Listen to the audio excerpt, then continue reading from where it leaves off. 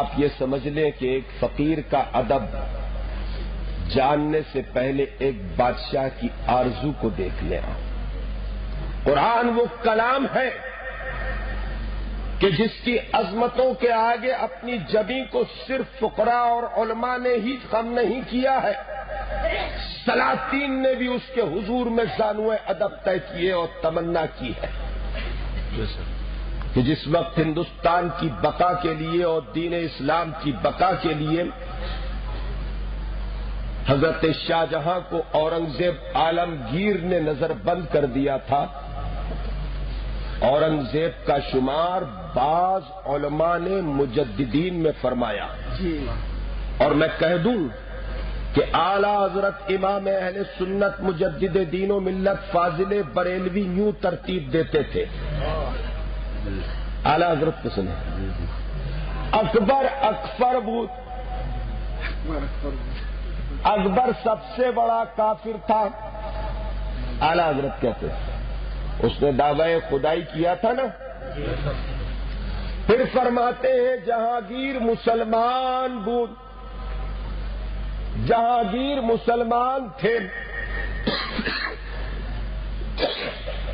پھر فرماتے ہیں کہ شاہ جہاں متقی بود.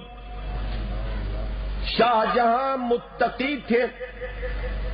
یہ میں نہیں کہہ رہا، یہ ترتیب اعلی حضرت نے دی. اور فرماتے ہیں کہ عالمگیر ولی بود. عالمگیر اللہ کے ولی تھے. رہتی دنیا تک کوئی عالم دین، کوئی فقیہ اسلام، کوئی مفتی، کوئی دارالفتاء کا ناقل، کوئی مومن، کوئی مسلمان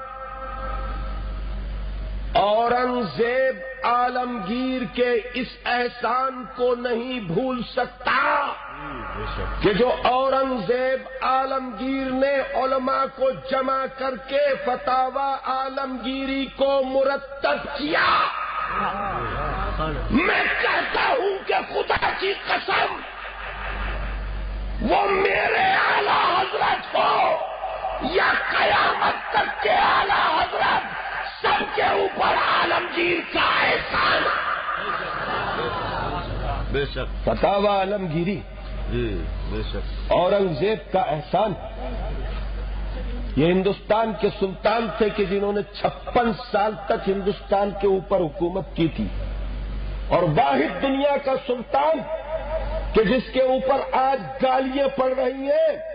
ہندوستان کو جو طول عالمگیر کے زمانے میں حاصل تھا شاید قیامت تک کبھی حاصل نہیں ہوگا.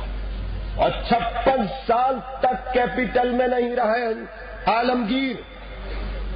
فتوحات کا سلسلہ جاری رہا اور راجدھانی سے دور رہے اور ہندوستان کی حکومت چلتی رہی.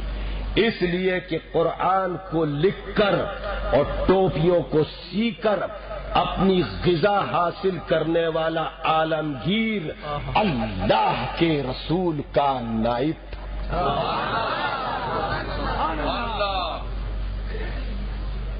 اپنے باپ کو نظر بند کر دیا اور ایک دن اپنے باپ سے ملاقات کرنے کے لیے گئے تو روتے ہوئے دیکھا. میں نے بھی اس حوض کے اندر وضو کیا ہے کہ جس میں شاہ جہاں وضو کرتے تھے.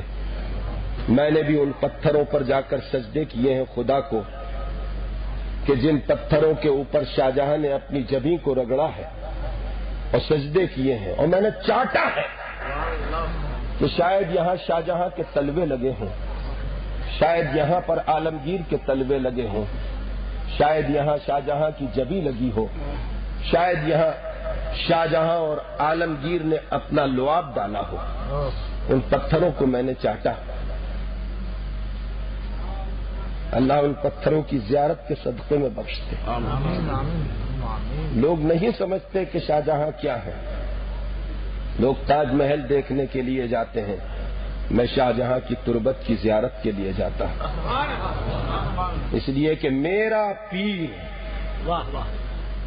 سبحان اللہ. میرا مرشد مرشد اعظم حضرت شاہ جہاں کو حضرت شاہ جہاں فرمایا، اور عالمگیر کا نام اورنگزیب ایک مشہور و معروف عالم دین نے سرکار مفتی اعظم کے سامنے لے دیا تو بڑے تعجب سے نگاہ اٹھا کے دیکھا اور فرمایا کہ بیعت بھی کرتے ہیں، نام لیتے ہیں. ارے عالمگیر کہیے، یہ ادب تھا عالمگیر. وہ عالمگیر اپنے والد گرامی